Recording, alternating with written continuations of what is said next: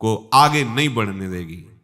मान लीजिए बात, तृष्णा, भोगे हुए विषय को पुनः भोगने की इच्छा का नाम तृष्णा है, वो चाहे किसी भी इंद्री का विषय हो। परसों हमने समोसा चटनी पाया था, अगर आज बने तो फिर बहुत स्वाद था, वैसे ही बनाओ। तृष्णा, सुने हुए, देखे हुए, सूंघे हुए स्पर्श सुख, रसेंद्रीय सुख, कोई भी भोगे हुए विषय को पुनः भोगने की इच्छा का नाम तृष्णा है। सुनो इसे, मनन करो, इसे उतारो। जब तुम्हारे अंदर मांग हो तो देखो तृष्णा की मांग तो नहीं है ये। कभी भी जीवन में कभी भी जो भोगे हो उसके संस्कार हैं, अनंत जन्मों के संस्कार हैं, उन्हीं को भस्म करने के लिए तो परमार्थ के पथिक बने हो। जो दुर्वासना मम सदा परिकर्षयंती, उसी को भस्म करने के लिए तो साधना कर रहे हो, और काहे की। कभी भी ये तृप्त नहीं होती, चाहे जितना खा जाए कभी नहीं तृप्त होती। योग वासिष्ठ में बहुत इसका वर्णन है कि उपासक इस तृष्णा रूपी डाइन से बच जाए, ये कभी आघाती नहीं, भोगते रहो, भोगते रहो। एक ही भोग नहीं, जो भी भोग इंद्रियों के हैं उनको पुनः भोगने की इच्छा का नाम तृष्णा है। कलह, आपस में किसी भी तरह का बैर विरोध तभी होता है जब दूसरे से हमारी मांग होती है अनुकूलता की। ये कलह शब्द वहीं प्रकट होता है जब सामने वाले से मांग होती है अनुकूलता की, और जब हम अपने कर्तव्य का पालन करते हुए उसके अनुकूल के रहने की बात करेंगे तो कलह शब्द है ही नहीं। धर्म से हमारा क्या कर्तव्य सामने वाले के प्रति, इसका पालन करोगे, कभी कलह नहीं हो सकती। कलह तभी होती है जब सामने वाले से अपनी अनुकूलता की मांग होती है, तभी कलह प्रकट हो जाती है। चाहे वो कोई घर का हो, पड़ोसी हो, देश का हो, विदेशी हो, कोई भी हो, तभी कलह होगी जब सामने वाले से अपनी अनुकूलता की मांग होगी। यदि अपने धर्म से, अपने कर्तव्य का पालन सामने वाले के प्रति करें तो कभी कलह नहीं हो सकता, कहीं भी कलह नहीं हो सकता।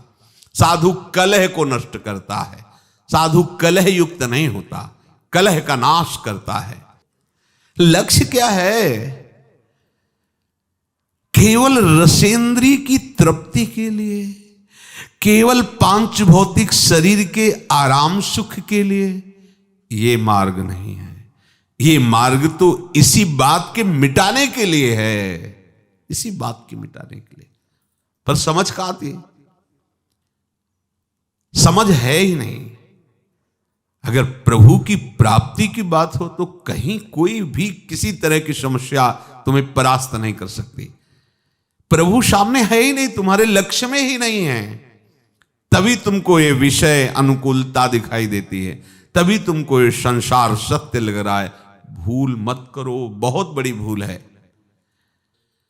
आशा भोगों की, जीने की, सुख की, मान की, प्रतिष्ठा की, साधु इसे नष्ट करता है, सजाता नहीं है। जब हमारी चाह ही नहीं है इस बात की, तो इसके विपरीत मुझे कुछ मिले तो दुख भी नहीं होगा, क्योंकि हमारी इसकी चाह ही नहीं थी। अगर है भी तो इसे मिटाना है, ये आशा हृदय में नहीं रहनी चाहिए।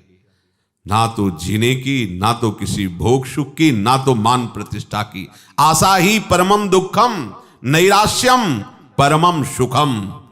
इस मार्ग का उपासक आशा को नष्ट करके नैराश्य में बदल देता है। उदासीनति रही गुसाई, कहां समझ में आता है? क्या सुना है? कहां उदासीनता जगत के प्रति है? नहीं, भक्ति के प्रति उदासीनता है, सिद्धांत के प्रति उदासीनता है, और जगत के भोग ये मित्र लगते हैं, ये प्यारे लगते हैं। आशा का नाश करो, तभी साधु बन सकते हो। जिस मार्ग में आप चल रहे हैं बार बार नहीं मिलता, और ये मार्ग ऐसा नहीं है कि आप आराम से मुस्कुराते हुए चले जाओ। नहीं, यहां बड़े बड़े चोर लगे हुए हैं, ठग लगे हुए हैं, फुसला के बहाने से आपकी सारी अध्यात्म शक्ति को लूटने के लिए वो तैयार है। थोड़ी भी अपनी मान्यता और आग्रह आपको परमार्थ में नहीं चलने देगा। मान लो ये परमार्थ खिलवाड़ नहीं है, बहुत सुंदर खिलवाड़ है। दोनों बातें, जिसने मनमानी आचरण छोड़ दिया, गुरु वचनों पर चलने लगा, उसके लिए खिलवाड़ है परम पद। और जो मनमानी चलता है वो कभी भी इस पर्वत को लांघ नहीं सकता। नाना प्रकार की वासनाओं का इतना बड़ा पर्वत है, आप लांघ तेति दुर्गम शैल विशाला नहीं पार कर सकते। और यदि कृपा पात्र बन गए तो मूकम करोति वाचालम पंगुम लंघयते गिरिम। पंगुम लंघयते गिरिम, पैर भी ठीक नहीं फिर भी पार चढ़ जाओगे। यत कृपा तब हम बंदे परमानंद माधवम, वो माधव की कृपा का जो आश्रय ले लेता है सब बात बन जाती।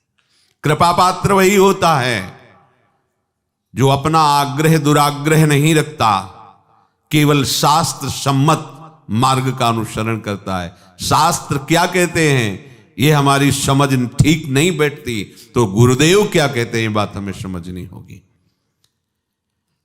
हमारी श्रवणेंद्रिय कमजोर है, 5-5 वर्ष से सत्संग सुन रहे, कोई फर्क ही नहीं पड़ रहा। क्यों? क्योंकि लक्ष्य ही नहीं है भगवत प्राप्ति। अगर भगवत प्राप्ति लक्ष्य है तो कभी कभी वही आराध्य देव गुरुदेव प्रतिकूलता का स्वांग रचते हैं, तो उस उपासक के हृदय का लक्ष्य जो है वो उसके हृदय में छा जाता है और निर्णय निकलता है कि अब मेरा अस्तित्व क्या है। ये चाहे प्रशंसा करे, माला पहनावे या अपमान करे, निंदा करे, अब मैं बचा ही नहीं, ये अपनी ही प्रशंसा कर रहे, अपनी ही इनका खेल है। अब मेरा अस्तित्व क्या है? मैं ये है। जो भगवत लक्ष्य को दृढ़तापूर्वक स्वीकार करके चलने वाला उपासक है, उसकी ये स्थिति होती है, उसको इससे कोई परवाह नहीं होती। पर श्रवणेंद्रिय कच्ची है, सुना ही नहीं अभी तक। ये आश्चर्य की बात। पानी में मीन पियासी मुझे सुन सुनी आवे हांसी, जल में खड़ा है भी प्यास प्यास रट के मर रहा है। अरे थोड़ा ग्रीवा झुका देख, जल में खड़ा है। थोड़ा अहंकार नीचा कर, अहंकार मिटा देख, अमृत समुद्र वृंदावन धाम में बैठा हुआ है। अब कौन सा तुझे सुख चाहिए? पर जब तक अहंकार है, वृंदावनी इह विधि बशय तज के साबाभिमान, केवल अभिमान शब्द नहीं लिखा, साब विद्यारूप महत्व गुण धन जोबन अभिमान, सठकंटक देखे जहां रहे न भक्ति निदान। आए किस लिए हो? भगवत प्राप्ति के लिए। अगर नहीं तो समय नष्ट मत करो, एक मार्ग चयन करो, या तो प्रवृत्ति मार्ग या तो निवृत्ति मार्ग। निवृत्ति मार्ग तुम्हें अगर केवल इसलिए लग रहा है कि खान पान विश्राम और सुविधा, तो भूल मत करना, बहुत ही आपको भ्रम में फंसना पड़ेगा। मेहनत करो, अन्य जीवों को सुख पहुंचाने की चेष्टा करो, नाम जप करो, स्वयं खाओ, दूसरों को खवाओ। प्रवृत्ति मार्ग। और घोर शासन युक्त रखकर अपनी इंद्रियों को अपने आराध्य देव के अनुकूल आचरण करते हुए पूरा जीवन व्यतीत कर दो, निवृत्ति मार्ग। बीच में मत रहो। सेवक जी उनको मजरेडो कहते हैं। मजरेडो, ऐसे न वैसे रहे मजरेडो, ये बीच के लोग हैं। ये न घर के होते हैं न घाट के होते हैं, इसलिए बहुत सावधान। हर उपासक अपने लक्ष्य को प्रतिपल सामने रखे। जो लक्ष्य को सामने रखता है उसकी कोई शर्त नहीं होती, वो बिना शर्त का बिका हुआ होता है। ये जितने शर्त वाले हैं ये सब अपने मन में बिके हुए हैं, ये मन के अधीन है, ना गुरु के ना शास्त्र के। बहुत सावधान। अगर आप शास्त्र सम्मत चलेंगे तो जितने लोकांतर के सुख आपके चरणों में लुटेंगे, जितनी सिद्धियां हो सब आपके सामने हाथ जोड़े खड़ी रहेंगी। ये भगवत मार्ग है। इसके लिए थोड़ी आपको भगवत मार्ग का प्रयोग करना है। ये तो बाधा रूप से आपको घेर लेंगी। इसके लिए हमें आराधना थोड़ी करनी, ये हमारा लक्ष्य थोड़ी है।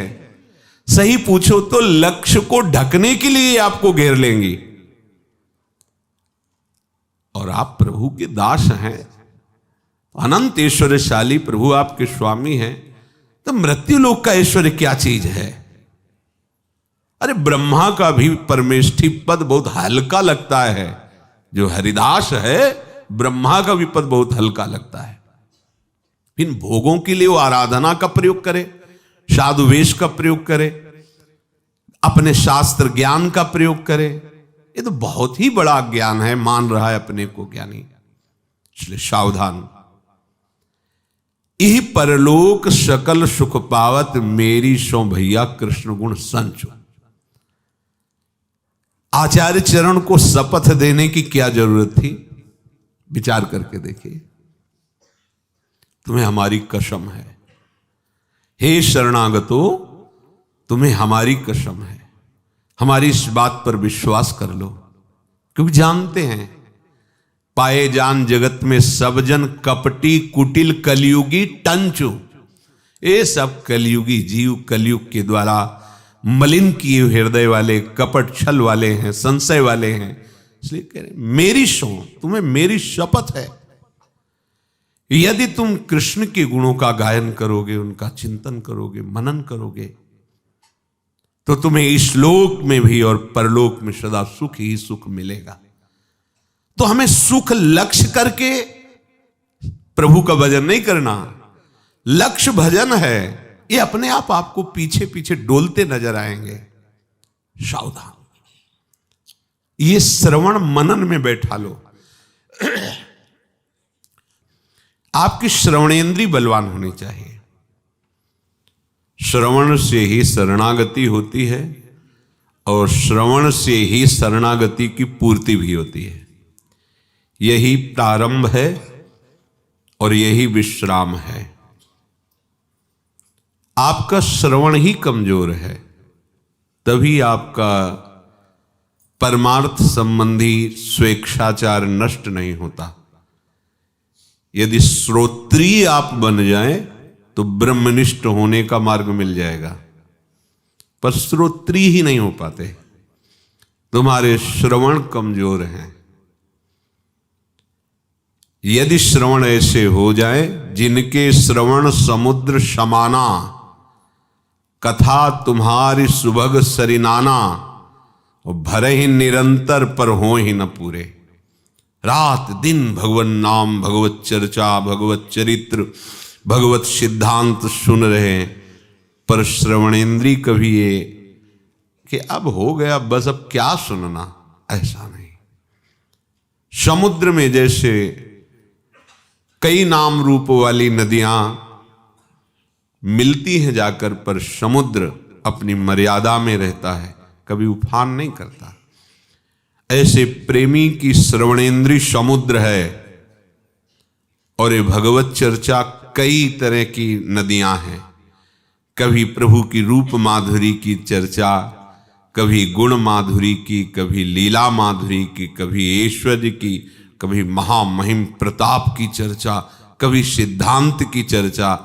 ये विविध प्रकार की नदियां श्रवणेंद्री रूपी समुद्र में जाती हैं, पर उपासक को ऐसा नहीं होता कि ये बात तो बहुत बार सुन लिया, अब क्या। वो उपासक ही नहीं है। यदि आप सत्संग श्रवण करते हैं तो मुझे लगता है कि अपनी दिनचर्या से अलग कोई स्वाध्याय करने की जरूरत ही नहीं है। जैसे गाय खाती है घास और भूष, पर वो परिवर्तित करके महामहिम दुग्ध के रूप में तुम्हें देती है। ऐसे बड़ी कठिन तपस्या, बड़ी साधनाएं करके महापुरुषों ने शास्त्र का अनुभव किया और वो अमृत में दुग्ध तुम्हें श्रवणेंद्री से पान करा रहे। तुम्हें अब घास खाने की जरूरत नहीं है, भूस बटोरने की जरूरत नहीं है।